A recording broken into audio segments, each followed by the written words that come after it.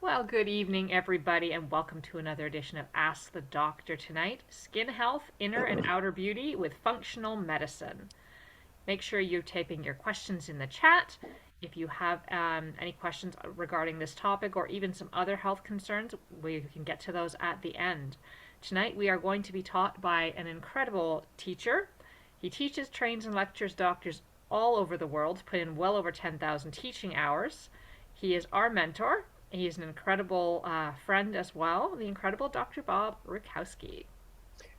Well, Carol, thank you always for your beautiful intro, your beautiful friendship, and your beautiful you. So, yes, I absolutely love health and sharing it. So, I have taught all over the world, but my clinical experience is both ends of the spectrum. I've seen world champion athletes from every major professional sport.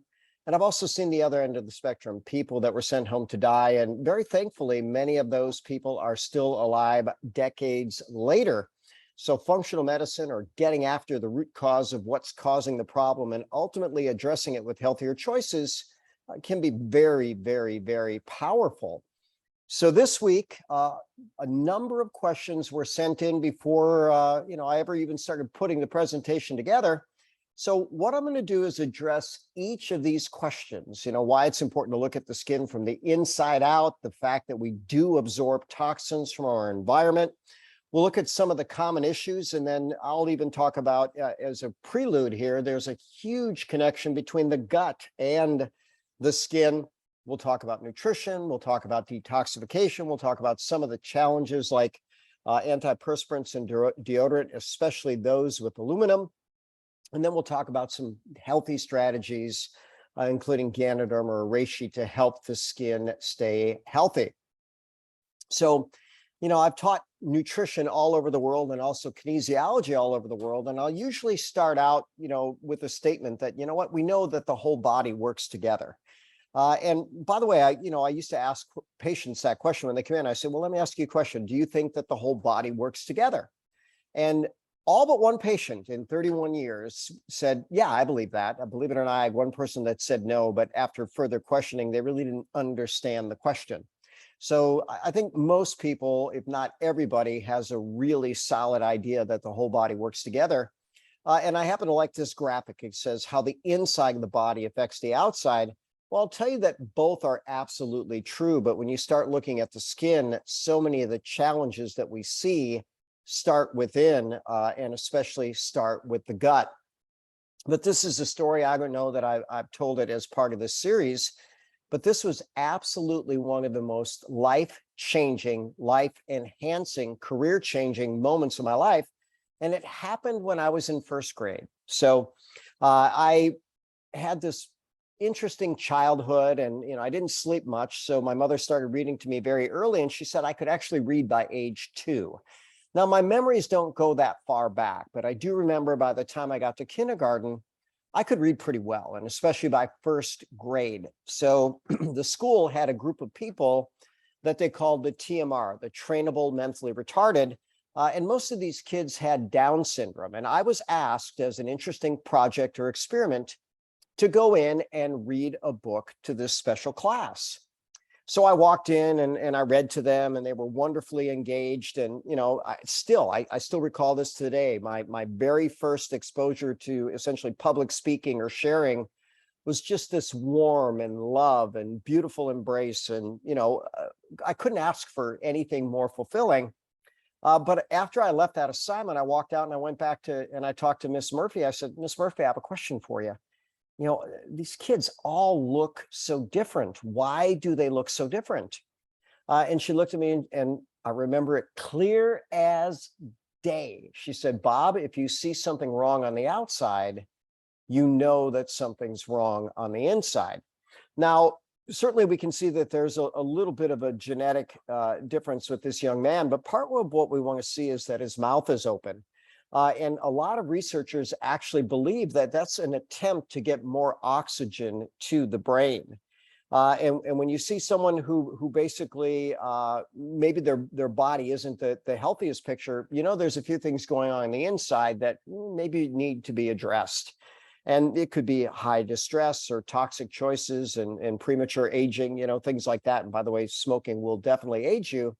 But what a fascinating lesson that ultimately shaped my entire hypothesis in clinical practice. I look at the outside, trying to gain insight to the inside.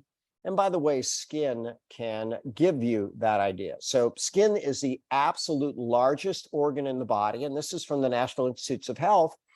They say it covers the entire external surface. The skin structure is made up of an intricate network, which serves as the body's initial barrier against pathogens, that would be things that would infect us, ultraviolet light, and chemicals, and even mechanical injury.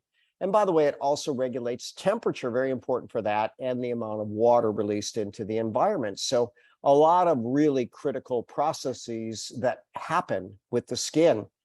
A number of years ago, almost a decade now, the Mayo Clinic did a survey of people all over the US, and they were trying to figure out what are people going to doctors for. And there's our top 10 list in order, but skin disorders were absolutely number one.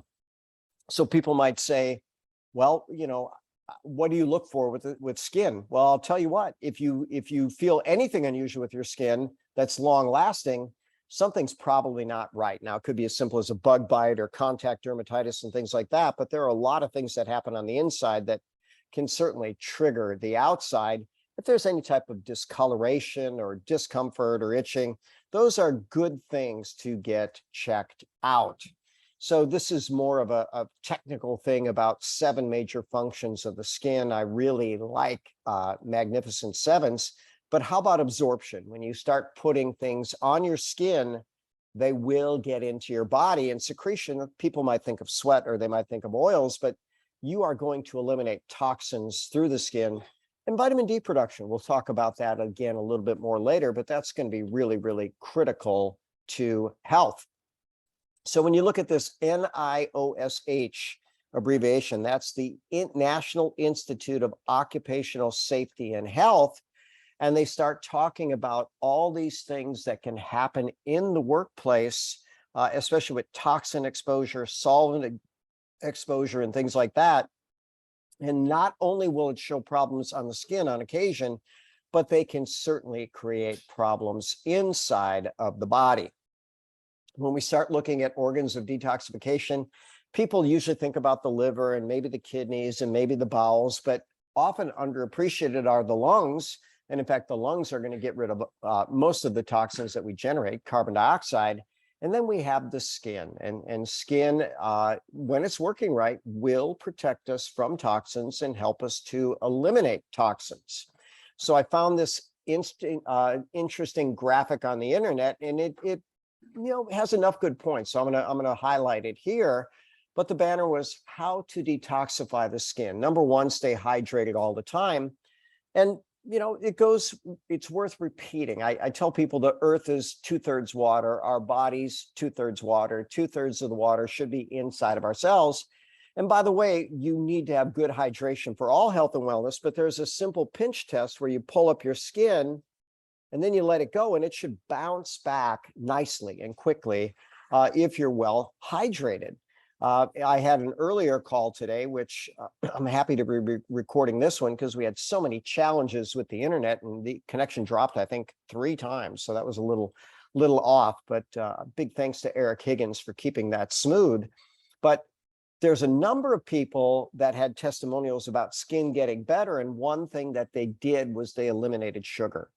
And I'll tell you one thing, when you have sugar challenges, insulin resistance, pre-diabetes, people think about maybe the circulatory system and the nervous system and other things like that, but there can certainly be problems with the skin with too much sugar and diabetes. A well-balanced diet, we're going to talk about some of these amazing foods. There's a category of compound known as polyphenols. Other people may know the richest source of polyphenols called bioflavonoids. They can be profoundly good for the immune system, for anti-aging, for the body, etc. Notice it says sweat out toxins with exercise. That could be exercise or sauna or steam room or hot tub or whatever. I'm a big fan of exercise because guess what? That's going to get everything moving. And I'd rather have people keep their whole body balanced that way. And then how about moisturizing the skin with vitamins and serums? Those can be very effective as well. When we start looking at things that happen, the more common conditions, acne, very, very common, and it doesn't have to be just a teenage thing. But notice this graphic, how to treat acne from the inside out. Guess what? Change your diet, detoxify, get rid of sugar, gluten, dairy, processed foods. Those are the big ones for acne. And then I happen to also like this graphic, psoriasis, an inside out disease. And you can do a lot of wonderful things for psoriasis, eczema, acne by changing the diet and by balancing the gut. And Dr. Mark Hyman, he's done a phenomenal job building a great name for himself, best-selling author, New York Times best-selling author. But it was nearly 30 years ago that Mark Hyman was actually in one of my lectures where I was talking about detoxification. So very, very, very powerful there. Someone came unmuted, so we'll mute that. Let's try that again. All right. I don't know why I can't mute, but maybe Carol, maybe you can. Janelle, you came unmuted if you can hear yourself. So well, let's see if she can get that. But at any rate, all right. So Mark Hyman, he has an interesting YouTube video about treating eczema. And he says, you know what, as horrible as eczema can be, this tends to be a slam dunk for functional medicine. If you get rid of the processed foods, the gluten, the dairy, seal and heal the gut, address the microbiome, these are things that can be really, really good and effective for eczema. And I'll go back and I'll say psoriasis and acne and some types of non-contact dermatitis as well. So another powerful graphic asks the question, what does your gut have to do with your skin health? And the answer, I like that a lot. Not absolutely everything, but you bet a lot. And the big three, acne, psoriasis, eczema, can resolve beautifully with the right type of diet. So this type of diet here is certainly going to promote healthy, glowing skin. You'll notice some very nice sources of fat. Avocados, great fat. Sunflower seeds, great fat. Walnuts, great fat. Salmon's great fat. And people may need to realize that sometimes it's just a low-fat diet, which was, such the craze for a period of time, that is not good for us. We need certain fats, the essential fats, the omega-6s, the omega-3s, and especially the threes, we tend to be terribly deficient. And even chocolate, a powerful superfood that has both pre and probiotics, green tea, again, just things that are pretty well known to be healthy. So now what foods or categories of foods could be really, really good? Here's a 2020 PubMed citation. And they say it so well that guess what? I'll even read it for you. It says, by affecting molecular pathways of senescence or aging or early breakdown of tissue, polyphenols are able to prevent or delay the senescence formation and consequently avoid or ameliorate, make better aging and age-associated pathologies of the skin like wrinkles. And actually did a PubMed search on wrinkles as a biomarker of aging. And even though it's hard to quantify, it definitely is known that with inappropriate aging, you can wrinkle prematurely. And that can be something that you might want to pay attention to that. When we start looking at these polyphenols, they're throughout the plant kingdom. And earlier in the year, or maybe a different lecture on immunity, which happens to be the topic for next week, we talked about bioflavonoids, because one particular bioflavonoid called quercetin got a lot of press. And it was because, it was actually found to be pretty effective for the virus that we're probably, more free to talk about it now than we were before, but we'll still be guarded when we talk about the virus. But quercetin was very effective for it. And when I did the report on that, I said, you know what, there's over 4,000 what are known as flavonoids or bioflavonoids. And any plant that has a lot of really good color is likely very rich in bioflavonoids, good for the immune system, good for the skin, good for anti-aging, a lot of phenomenal benefits. So one of my guidelines for food and diet is every color every day. And by the way, if God made it, it's okay. If man made it, stay away. So now the question about aluminum. So I'm going to share a series of references about that. And the first thing I'm going to say, and I'll go right from the medical literature 2020, systemic aluminum is thought to be genotoxic, meaning damaging to our genetics and promotes breast cancer. And they said its potential toxicity is not yet understood, especially through things like deodorant, because they said, we're not really sure how much of it penetrates. But here's what I can tell you. It's a known carcinogen. It's really bad for the brain. It's associated with Alzheimer's. When I would teach seminars on neurology, I would tell people that aluminum is the most abundant neurotoxic element on the entire planet. So now we'll go back to the medical literature and we'll talk about aluminum and Alzheimer's disease 2021 study. Basically, it says it's now absolutely indisputable. You get aluminum in the brain and it's associated with the neuropathology of familial Alzheimer's. So they're thinking about more of the thing that people are genetically predisposed. But I'll tell you what, it doesn't matter who is getting the aluminum exposure. It is a neurotoxin. So now maybe something that could be a little bit more controversial when you start looking at vaccines and what are in them and what they're injecting in these young kids. Aluminum is a very, very common adjuvant. I don't know if it's in every single vaccine. So far, it's in every single one that I researched, but they're literally injecting something that is known to be neurotoxic. And the argument is, well, we think it makes the immune system respond better against the virus. So this was a website which was entitled Physicians for Informed Consent. And they said, if people eat foods that are contaminated with aluminum, there's very little absorption, about 0.1% or 1 part per 1,000.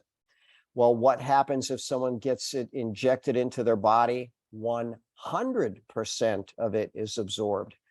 So I think one benefit of these last few years is that people are going to be a lot more diligent about things that they allow to be injected in their bodies or their children's bodies. And I do think we need to look at that. One of the functions of skin is creating vitamin D. They call it the sunshine vitamin. So, you get beautiful sunshine, it actually hits the skin and starts activating the process. And then the liver and kidneys also are required to create the active form of vitamin D. And here's what we know. If people have a sick liver, overburdened with toxins, they're going to make less vitamin D. And if people have sick kidneys, they make less vitamin D. So we want to be very, very good about taking good care of those organs. So whatever you're going to put on your skin, some of it is going to get into your system. So if you think about some of the things that they use therapeutically, you might think of hormone patches or nicotine patches. Nicotine patches trying to get people to quit smoking, hormone patches, well, trying to boost up their level of hormones. They put it on the skin and some of it is going to come in. And a very powerful documentary that was created nearly a decade ago called Toxic Beauty.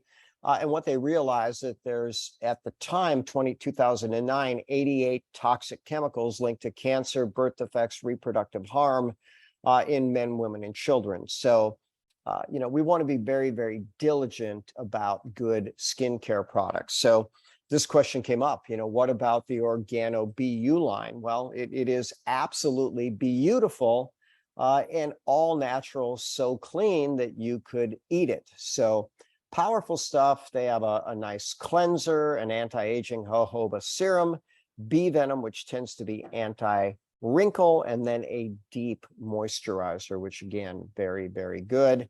And by the way, the term Ganoderma literally translates as bright and shiny skin. It can be very, very powerful to protect against sunburn. And we probably have heard enough about sun damage that we ought to be at least conscious to protect ourselves. Certainly one of the worst pictures of photo age skin that I've ever seen. But Ganoderma, very, very powerful at protecting the skin from the inside out. And a PubMed study talking about it being therapeutic for different types of literally skin diseases is the language they use. And we have plenty of people that switched over to a healthier coffee and tea, and they notice magnificent changes in sometimes some pretty significant skin conditions. So just a few fun ones to share. This woman switched to a healthier coffee. She had battled this skin condition for her entire adult life. Magnificent difference there. This gentleman here, that's actually an autoimmune circumstance known as vitiligo. And, over time, he likely would have lost the pigment throughout his body. And when I first started showing that picture, people would say, come on, Bob, that's not the same guy. Well, go ahead and look at the neckline. You'll see that there's still some of that issue with that not having yet resolved, but a very, very, very beautiful change, as was acne with this young lady, and even another probably more serious skin condition that had been in existence for 10 years, and that was 30 days after. So magnificent changes can happen. Skin is, of course, very important. What happens on the inside affects the outside. And if we know how to look at the outside, we gain insight as to what's happening on the inside. But also, if we know how to treat the inside, we can have a beautiful spillover effect to the outside. So, Carol, any questions? Well, yes, but just before we do get into questions, though it's going to date me, I have been in the skincare field for 30 years, and it takes 26 seconds for anything you touch to absorb into your skin and into your bloodstream. So once upon a time, they're like, oh, finish painting, then go wash your hands. No, if you get stuff on your hands, you want to go wash it right away. It's amazing how many chemicals you touch every day without even imagining. So with that, the first question that we have, our friend here says, I've lost 45 pounds since January without trying. I'm having difficulty keeping food down and very little appetite. Last year I was diagnosed with GERD throat. Could this be progression of the GERD? Acid reflux is an issue. Blood work is normal. What kind of testing should be the next step? Well, GERD, and let's just talk about this diagnosis. It's an acronym, GERD, gastroesophageal reflux disease. And I'll tell a story which wasn't fun for the patient, but I had a gentleman come in. This was maybe my first or second year in practice.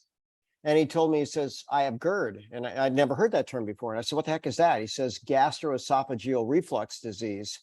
And I started laughing. I said, that's a disease now. It's a mechanical problem. That's why I was laughing. And by the way, we helped him with it really, really quick. And he looked at me, he says, yeah, it's a disease and it's not funny. And then I started to describe to him that the diaphragm is a dome-shaped muscle that separates the chest cavity from the abdominal cavity. But when we swallow food, it goes through this pipe called the esophagus, and it goes through a hole in the diaphragm, and then it gets down into the stomach. Well, if the stomach bulges up through that hole, they call that a hiatal hernia, and then acid can come up into the esophagus and burn it. And people can get something horrible like Barrett's esophagus, and that's actually considered a pre-cancer condition, and it can be really problematic.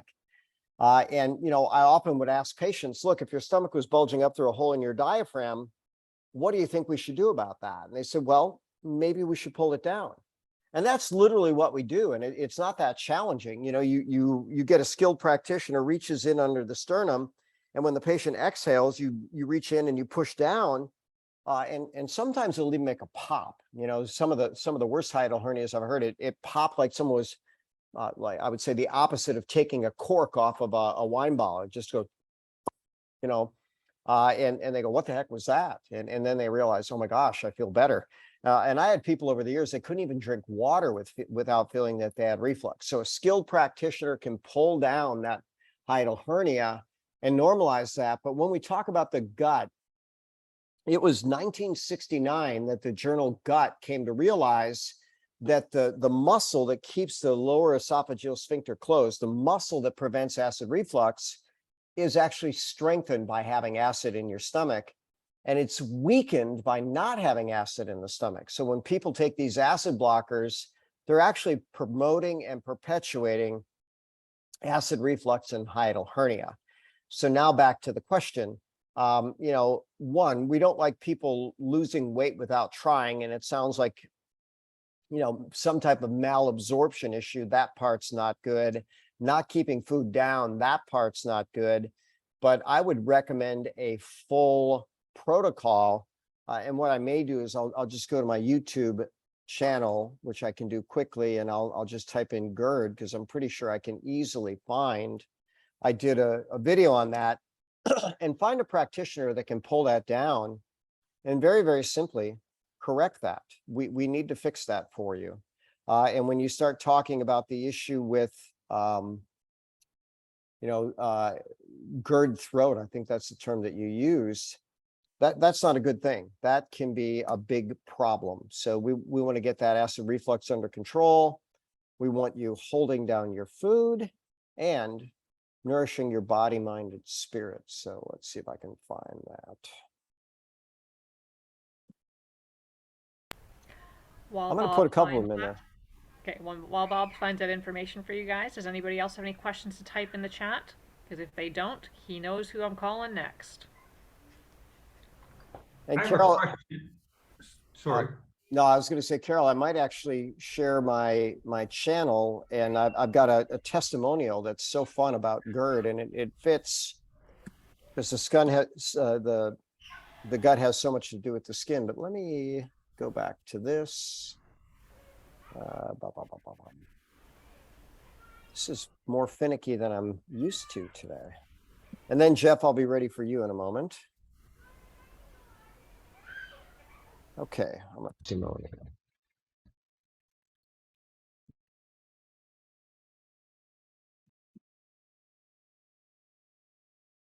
All right, we're rolling. It is September 20 of 2006. We have Rebecca Sternfield here. And Rebecca, we first saw you about a month ago. What'd you come in for? Stomach pain. And any idea what was causing the stomach pain? Yes, I was diagnosed with Barrett's esophagus and irritable bowel syndrome. And I was in a lot of pain. Did you have a hiatal hernia by any chance? Yes, I was also diagnosed with a sliding hiatal hernia. And that was all done via endoscopy, correct? Yes, that's right. So on a scale of 0 to 100, with 0 no pain and 100 being the worst pain you could imagine, how bad was your stomach pain and distress? Probably about an 80. It was pretty bad. Okay. And now today, 0 to 100, 0 no change, and 100 being perfect ideal, where are you at? 0 pain. That's wonderful. And that's the product of basically 5 treatments of hiatal hernia correction and then some wonderful nutrients to soothe and heal the stomach. Mm-hmm. Rebecca, do you have advice for future patients? Try the hiatal hernia movement. It works. The nutrients helped a lot, and just being consistent with it and living a healthier lifestyle, it all makes a big difference. Wonderful. Do I have your permission to share this information with doctors, students, and patients everywhere? Yes, you do. Just out of curiosity, how comfortable or uncomfortable was the hiatal hernia correction? Oh, it was not uncomfortable at all. Okay, no big deal for you, and you didn't get exceptionally sore or anything like that. No. Nope. We do occasionally have people that do get sore, but I'm glad that you didn't. Yeah. Okay, super. Any other closing comments? No, that about covers it. Thank you. You're welcome. Okay, we're back again, and I just realized that we forgot to ask about the irritable bowel. How's the irritable bowel doing? I've had no pain from that either. And how about function? How's your... Oh, yeah, no problems whatsoever. Okay, 0 to 100, 0 no change, 100 perfect ideal. Where are you at? 100 perfect ideal. Isn't that fantastic? Yeah. Okay, thank you again. You're welcome. Hello, folks. Welcome. Hello, folks. Welcome. Up. So, today's CPI inflation. All right. So, fun testimonial. Awesome. I think Jeff is up next. Hi, question. I found this, I've got this bottled sparkling water here, and I put my CTX in here, or sorry, CXT in here, and it is so good. But does the CXT get changed because of the carbonation in the water? Great question. And the answer is no. In fact, it's absolutely one of my favorite ways to drink it. I've told people time and again, I think it's Organo's best product. And, we do it every way. We do it hot, we do it cold, we do it sparkle, we do it flat. It's just amazing. It's really, really good. So enjoy every magic sip. Thank you. You're welcome. Awesome. Do you have any recommendations for low hemoglobin? Well, we have to figure out what's causing the problem. That's always the thing. And so the number one cause of low hemoglobin is low iron, and it often occurs in menstruating females that are having excessive blood loss, something that's known as menorrhagia, which is associated with estrogen toxicity. Sometimes vegans don't, the iron that's in plants is nowhere near as absorbable and bioavailable as the iron in animal products. So that could be part of the issue. There could be some source of blood loss somewhere in the body, or there could be malabsorption. But ultimately, we need to figure out what's causing the problem and correct it. Perfect. Okay, Claudio? Present. I just want to confirm actually your observancy with the moisturizer. I have my arm that actually sits on I guess on the car door. My right arm tends to dry up a little bit more. So I used our moisturizer last night, and I don't even think it took 26 seconds. Instant relief. All I was I was just scratching and scratching. I go, okay, I know I've got some beautiful stuff here. So let me go and try it. I don't think it took 26 seconds. So that's awesome. Thank you. And today I was thinking of Ralph May, and look who shows up, Ralph May. How you doing, Ralph? So my question, sorry guys, I apologize. I see Ralph too. Happy beautiful day, Ralph. Or at least his name, right? I think he turned his video on too. Awesome, there he is. I'm great, thanks, guys. Good to see you, Ralph. Nice to be seen. Or heard. I have one of my business partners actually come across some poison ivy, and she's looking what the best solution is for quick relief, please.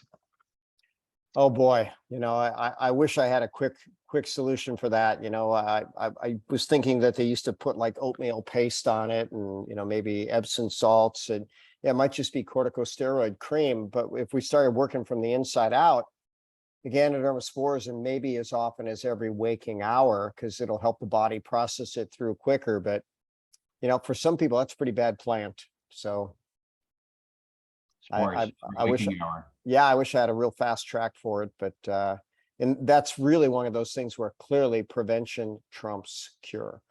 You got to stay away from that poison ivy. Awesome, thank you. You're welcome. Okay. Next question from Ralph. He has a client who was recently diagnosed with an enlarged prostate. Any recommendations? Well, sure. Again, we want to go with what's causing the problem. That just happens way too often. And so when we start looking at some of the Zooms that we did on hormones and men and women's health, there was a great researcher years back that talked about how the prostate was basically the embryologic analog of the uterus in females. And by the way, he would talk about how there was a lot of prostate cancer, but there wasn't a lot of uterine cancer. Well, the reason for that is so many women were having hysterectomies, just an absolute ton. So it's hard to get cancer in an organ that they cut out. But what they found was that high levels of estrogen, low levels of progestin, high levels of insulin, high levels of cortisol, and low levels of testosterone were actually the problem. Now, oddly enough, the medical management, if someone has prostate cancer, they'll often biochemically castrate them, or maybe even surgically castrate them. So, if you were to go and look up medical management of prostate cancer, and then I'll get back to the inflamed or swollen prostate, but what they said is, well, when they castrated the male, they could about 80% of the time they get the individual about an extra 18 months, and then the cancer would go crazy. So, that seems like a pretty foolish way to do it, but ultimately it's usually too much estrogen, too little testosterone, too much insulin, too little progesterone. And those are things that we can manage pretty effectively. Now, there's some herbs that are really good for prostate. The one that is most well known is called saw palmetto. That's a natural 5-alpha reductase inhibitor because dihydrotestosterone, a downstream molecule of testosterone, can cause prostate growth. By the way, Ganoderma lucidum also is a natural 5-alpha reductase inhibitor. And then zinc very effectively. So I have a male that I just did a consult with today. So picture we're now September 2022. This individual was diagnosed with prostate cancer. I think it was January of 2020. And by the time he got through all of his testing, late January, he was scheduled to have a prostate removal by March of 2020. But with the pandemic, everything got shut down and his surgical procedure was delayed by nearly a year. And then when they looked at him again, oh, we're sorry, your prostate cancer metastasized now all over your body. So we've been working with him since. And the good news is we have it under pretty good control. His PSA is going down. Overall, he's feeling great. In fact, he says he doesn't even wake up in the middle of the night to urinate anymore. And he's 70 years old. With prostate cancer. So it's been wonderfully successful. And I just did an update with him as well today. But one thing that got us a good jump on his prostate cancer, and I won't say it'd be the same for regular swollen prostate, was a carnivore diet. And part of that was because he was diabetic. Now he had access to organic grass-fed meat and free-range chickens and stuff like that. And 2 weeks of that, we dropped his PSA something like 50 points.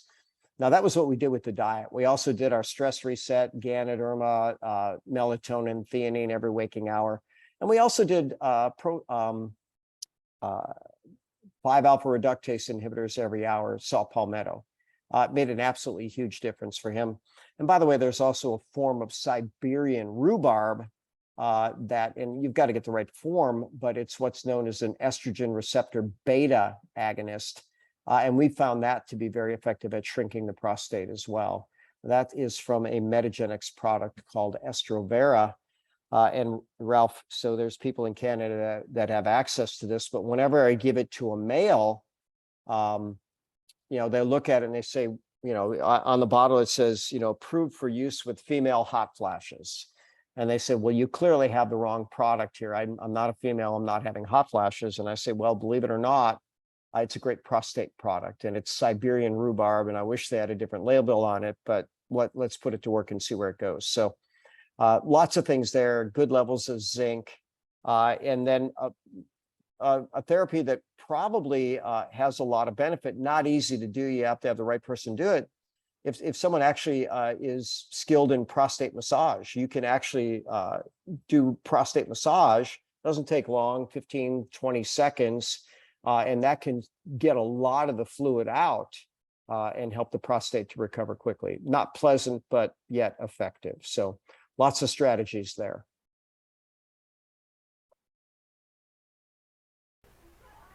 Okay.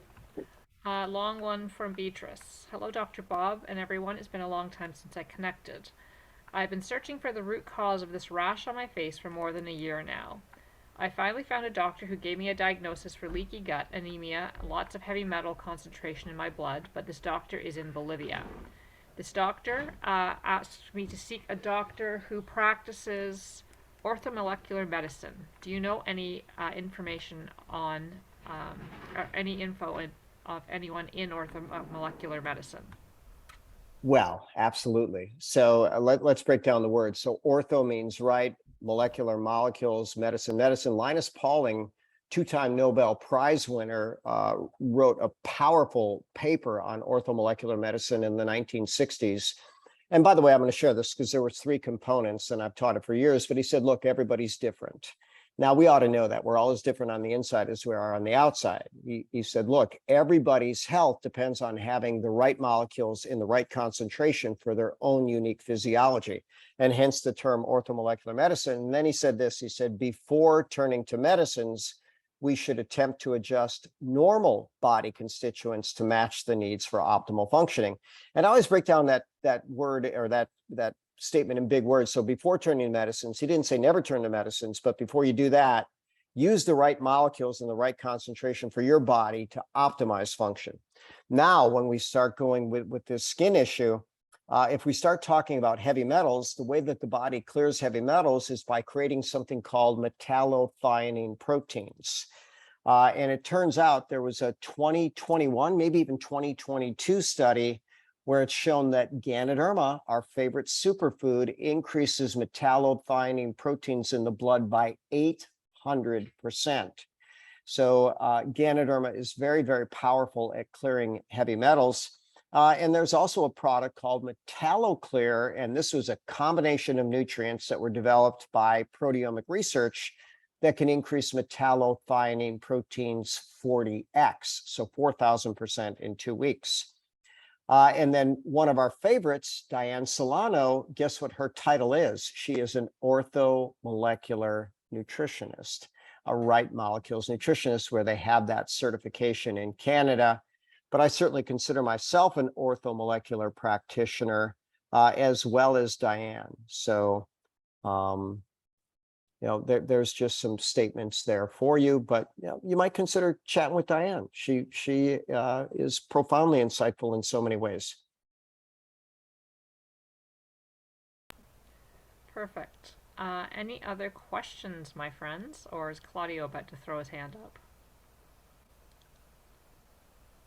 Claudio? I unfortunately, I actually don't. But you know what? Hang on, wait a second. I don't know how to ask this question, but I do have one of my business partners going in for a hysterectomy. She's got her appointment booked. She's fairly healthy, and she couldn't be on a call this evening because they'd asked her to, join us this evening, and she'd be able to fire up the question. But I know you normally say, if everything is working properly, you don't need what's not working, but we can save what is working. So I'm just wondering if maybe we should just book a 3-way conversation with her. Well, maybe, so there's certainly justification for hysterectomies on occasion. Sometimes people just, they've let things go too far. There can be extreme uterine fibroids. There could be, extreme bleeding where suddenly someone's just profoundly anemic all the time and they can't seem to get that under control.